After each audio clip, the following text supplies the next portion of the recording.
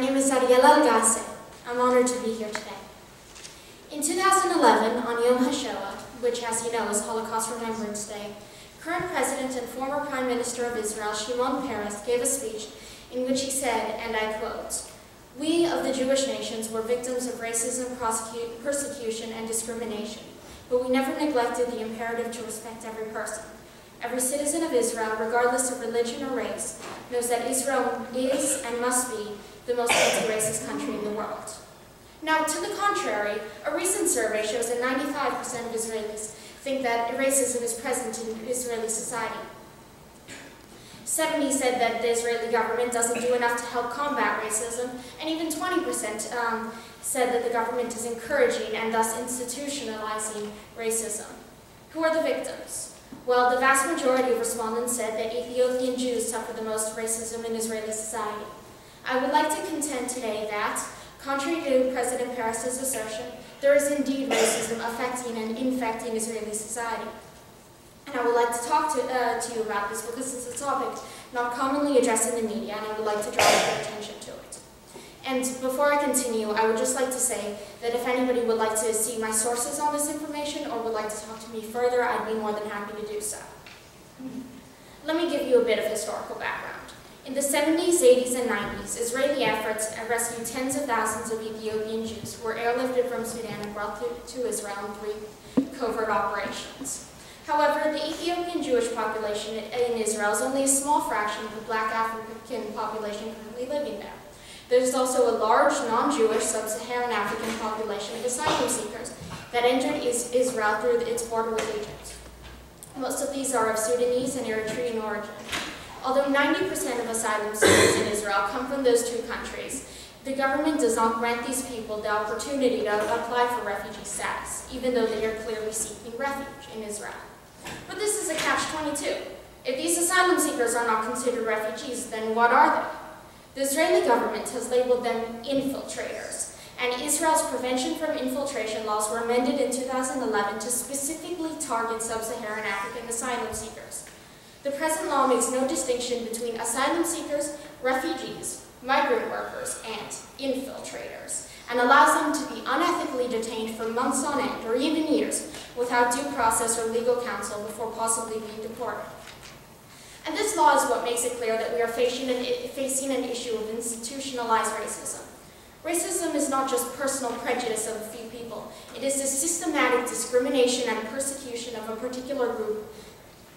Now, to begin with, Africans in Israel are systematically impoverished. The majority of Ethiopian Israelis live below the poverty line, and twice as many Ethiopians are unemployed as compared to the general population. Since the 1970s and continuing today, many Israeli landowners have consistently denied housing to Black Israelis without punishment by the government, and occasionally even support of certain rabbis. But there is something more insidious, however. In the past decade, the Ethiopian women who have sought financial assistance from the government were fraudulently, coercively, and inhumanely injected with Depo-Provera, a highly effective long-term contraceptive. This usage has resulted in a 50% drop in the Ethiopian birth rate in the past decade, and 57% of all Depo-Provera consumed in Israel has been administered to Ethiopians, despite the fact that Ethiopian women make up only a small percentage of the women in the general population. In a recent interview, one Ethiopian woman was quoted as saying, "They told us they were inoculations. They told us people who frequently give birth suffer. We took it every 3 months. We said we didn't want to." What makes this coercion is the fact that the women vocally refused but were injected anyway. What makes it fraudulent is that some women were not told what they were taking in the first place. They were not warned about side effects nor given proper gynecological follow-ups after receiving these injections. Now, why did the Israeli government engage in this practice, which only ended recently after it was exposed in the press? The Israeli Ministry of Health decided to systematically, albeit temporarily, sterilize these women in order to prevent them from having any more Black children. Now, how else has Israel discriminated against Black children? Recently, Tel Aviv, a city touted as Israel's most liberal, built segregated preschools after angry white Jewish Israeli parents threatened to pull their kids from school rather than having them share a school with Eritrean and Sudanese children.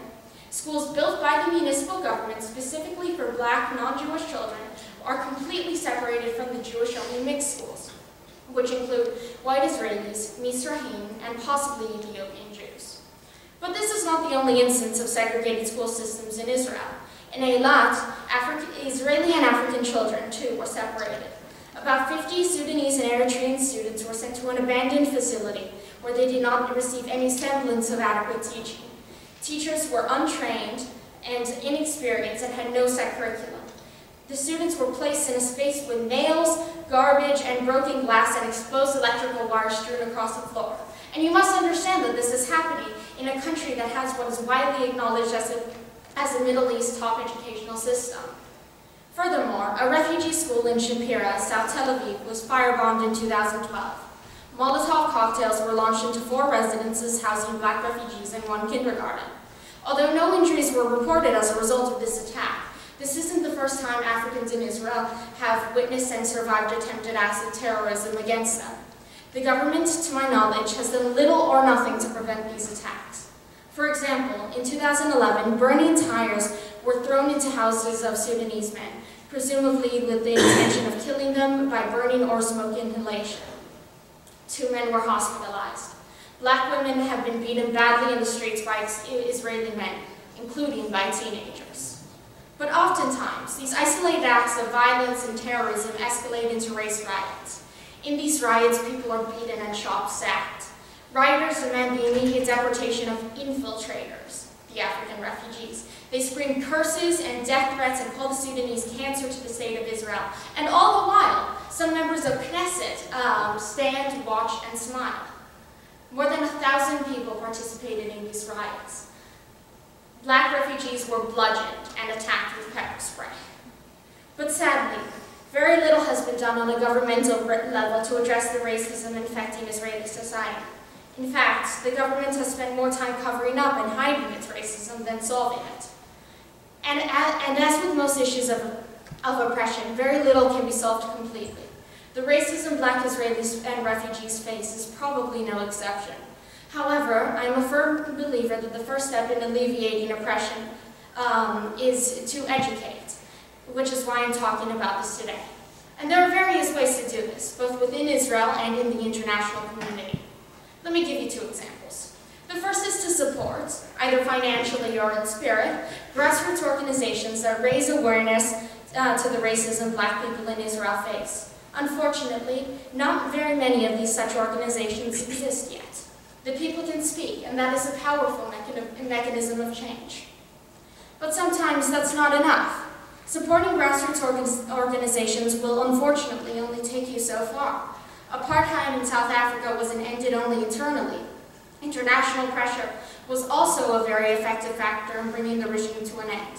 I think that a similar 2-track approach can be effective in forcing the Israelis to deal with this problem. I would like to suggest that the international community put comparable pressure on the Israeli government with respect to its treatment of African refugees, but my voice does not yet carry a lot of weight. But on a smaller level, this is how we can help. Thousands of miles away, we can do similar things within our communities and our temples.